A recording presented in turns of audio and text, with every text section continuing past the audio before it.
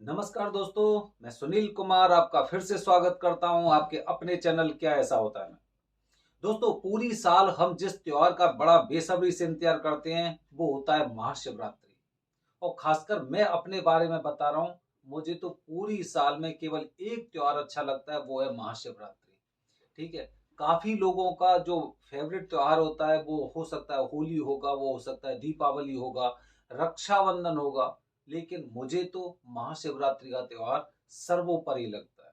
क्योंकि जैसे कि मैंने शिवपुराण भी पढ़ी, तो शिवपुराण में बताया गया है, शिवपुराण के माध्यम से ऐसी कुछ चीजें बताई गई है कि इस दुनिया में सर्वश्रेष्ठ चीज क्या है।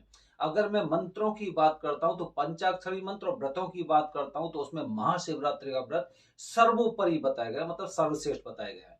तो दोस्तों, हम हमें ना कुछ बातों का ध्यान रखना चाहिए। बड़ा मतलब ना कहते हैं ना, अपनी पांच इंद्रियां होती हैं, लेकिन हमें छठवीं इंद्री को भी, जब ऐसा कोई आपका फेवरेट, मतलब एक बोलते हैं ना कि जिसपे आपकी पूरी तरह से श्रद्धा हो, ठीक है, अगर कुछ ऐसा व्रत या भगवान का दिन आने वाला है तो आपकी छह की छह इंद्रियां बिल्कुल उसी हिसाब से कार्य करनी चाहिए, जो हिसाब उन तक आपके मिलन का बताया गया है।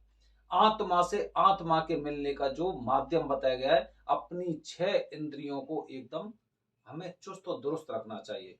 तो दोस्तों, आज मैं अपने वीडियो के माध्यम से बताने जा रहा हूं कुछ ऐसे कार्य कि हम गलती से कर देते हैं, वो कार्य हमें महाशिवरात्रि वाले दिन नहीं करने चाहिए। जैसे कि आप, जो लोग मुझसे बहुत पहले से जुड़े हुए अच्छी तरह से जानते हैं कि भगवान भोलेनाथ जी ही हमारे कुंडली के दोषों को खत्म करते हैं। और अंत में जब हम चारों तरफ से हार जाते हैं तो भगवान भोलेनाथ जी हमारी हर समय मदद करते हैं। यहां तक कि अगर मैं काल सर्प दोष और पितृदोष के बारे में बात करता हूं तो दोस्तों, उनका इलाज भी भगवान भोलेनाथ जी के ज्योतिर्लिंग त्र्यंबकेश्वर में बताया गया है। ठीक है। अच्छा, अब दोस्तों, हमें कौन कौन सी सावधानी रखनी है, कौन कौन सी बात ऐसी विशेष रूप से हमें ध्यान रखनी है जो महाशिवरात्रि वाले दिन तो हमें करनी ही नहीं चाहिए। क्या करना चाहिए वो ठीक है, वो हम आगे देख लेंगे। लेकिन हमें कौन कौन सी बातों का याद रखना चाहिए जो महाशिवरात्रि वाले दिन हम लोगों को नहीं करनी चाहिए। सबसे पहली बात बता रहा हूं, जो लोग बहुत अनजाने में कर देते हैं। अनजाने में क्यों कर देते हैं उसका भी मैं उदाहरण दे रहा हूं। जैसे जैसे समय बदल रहा है ना, समय बदल रहा है, लोगों का काले रंग के कपड़े से बहुत ज्यादा लगाव हो गया है। और उसकी वजह भी आप बहुत अच्छी तरह से जानते हैं कि अगर कुछ, जैसे अगर मेरा कलर भी है ना, जिस तरह का मेरा कलर है, अगर मैं काले कपड़े पहनूंगा तो मैं बहुत ज्यादा गोरा लगूंगा। समझ रहे हैं, आप अच्छी तरह से जानते हैं। काफी लोगों का, लड़कियों का जो फेवरेट कलर होता है वो काला होता है, जिससे कि उनकी जो स्किन है, जो त्वचा उनकी और ज्यादा साफ, एकदम सफेद दिखाई दे। दोस्तों, हमें ये बात विशेष ध्यान रखनी है कि हमें महाशिवरात्रि वाले दिन काले रंग के किसी भी तरह के कपड़े का उपयोग नहीं करना है। काले रंग का कपड़ा हमें बिल्कुल भी, चाहे वो कुछ भी हो, चाहे कुछ भी हो, उस कपड़े का, चाहे वो आपका पैंट हो गया, आपकी बनियान हो गई, आपकी शर्ट हो गई, आपका रुमाल हो गया, कुछ भी हो गया, सॉक्स हो गया, काले रंग के किसी भी कपड़े का हमें इस्तेमाल नहीं करना है। अगर आपकी तौलिया या आपका गमछा भी अगर काले रंग का है, या उस पर कहीं पे काली लाइन बनी हुई है, काली पट्टी बनी हुई है, उसका भी हमें उपयोग नहीं करना है। इसीलिए एक दिन पहले, 2 दिन पहले, 3 दिन पहले से हम ये प्लानिंग करते हैं कि हमें कौन सा कार्य नहीं करना चाहिए। ठीक है। तो सबसे पहली बात मैंने आपको बताई कि काले रंग के किसी भी वस्त्र का आपको उपयोग नहीं करना चाहिए। दूसरी बात बता रहा हूं दोस्तों, कि हम में से ज्यादातर लोग ये मानते हैं कि हमारा कल व्रत है तो नियम केवल आज के लिए होता है। बल्कि देखा जाए तो नम जो व्रत होता है हमारा, व्रत व्रत का नियम हमारा एक दिन पहले से शुरू होता है। क्योंकि हम उसका संकल्प लेते हैं कि हमें ये वाला व्रत करना है।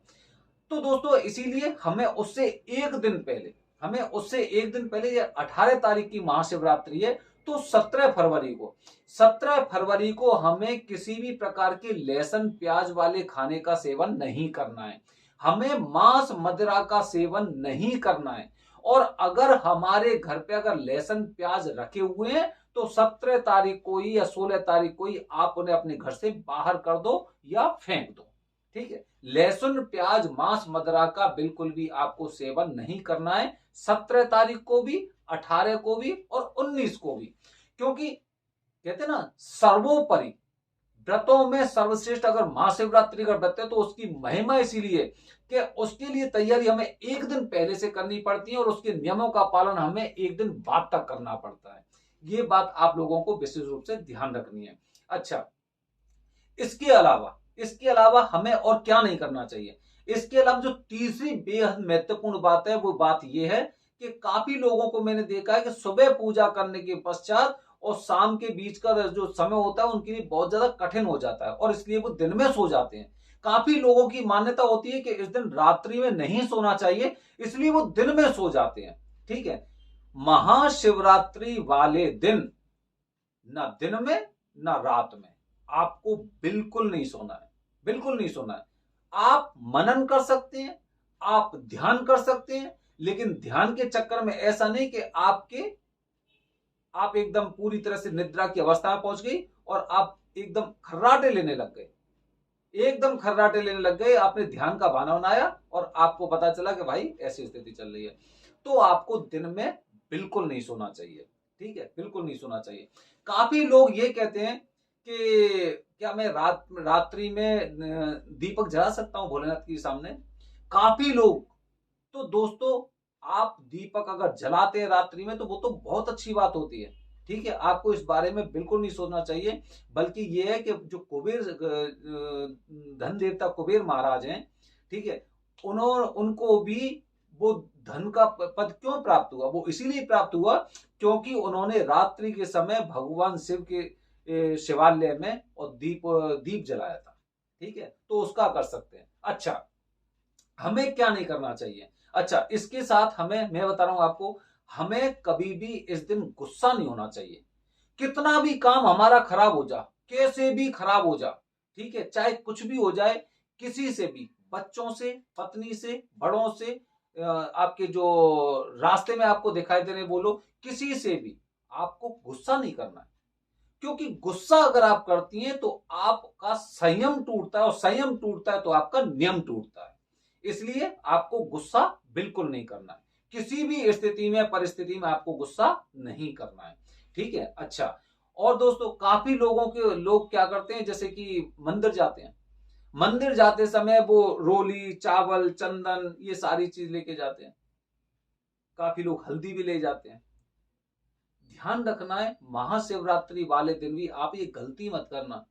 रोली, जिसे कुमकुम बोलते हैं, या फिर हल्दी, भगवान शिव पर कभी नहीं, कभी मत लगाइए। आप नहीं करना है आपको, ये बात आपको ध्यान रखनी। काफी लोग होते हैं, एक बॉक्सा होता है, उसी में सारे सामान रखे रहते हैं, इसकी उंगली इसमें डाल दी, इसकी उंगली इसमें डाल दी, इसकी उंगली इसमें डाल दी। गलत कर रहे हैं आप, गलत कर रहे हैं। भाई, हल्दी की या रोली की आपने चंदन वाले में डाल दी तो होली, रोली और वो हल्दी, उसमें भी चाहे उसका कण मात्र गया होगा लेकिन गया होगा। ठीक है, तो आपको ये कार्य भी नहीं करना है। अगर चंदन ले जाना है तो चंदन आप एक सेपरेट ले जाइए, अपने हाथ धोइए, उसके बाद भोलेनाथ जी पे लगाइए। ठीक है, ये करना है। अच्छा, एक और गलती लोग करते हैं। वो गलती क्या करते हैं दोस्तों, कि भोलेनाथ जी पर उन्हें ये नहीं पता है कि मुझे बेलपत्र किस तरह चढ़ाना चाहिए। ठीक है, आप पूरे दिन व्रत रहते हैं, लेकिन अगर आपने अच्छी तरह से, सही तरह से जो विधि बताई गई कि मुझे किस तरह से बेलपत्र चढ़ाना चाहिए, अगर आप उसे नहीं कर पा रही हैं तो आपको ये मान लो कि आप ये बहुत बड़ी गलती कर रहे हैं। क्योंकि मैं आपको एक चीज बताता हूं, आप भगवान से शिव जी के उसमें आपने सुना होगा, चाउर चार जो फूल धतूरे के, बेल के पात और पानी चढ़ावे।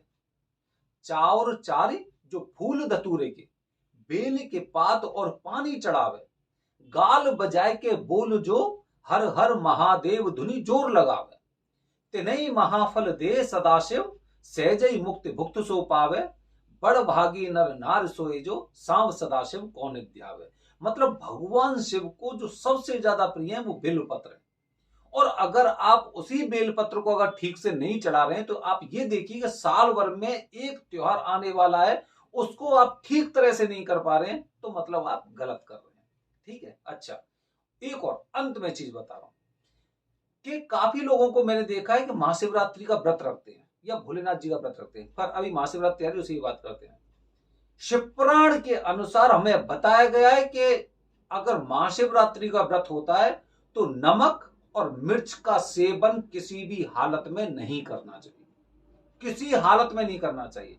लेकिन इस देश में मैंने जगह जगह काफी लोगों को ऐसे देखा है जो नमक की जगह सेंधा नमक, लाहौरी नमक, काला नमक लेंगे लेंगे, ठीक है। अच्छा, मिर्च की जगह हरी मिर्च, काली मिर्च, पीली मिर्च, सफेद मिर्च, मतलब अल्टरनेट में जाके उनका कंट्रोल उनकी जुबान पे नहीं है।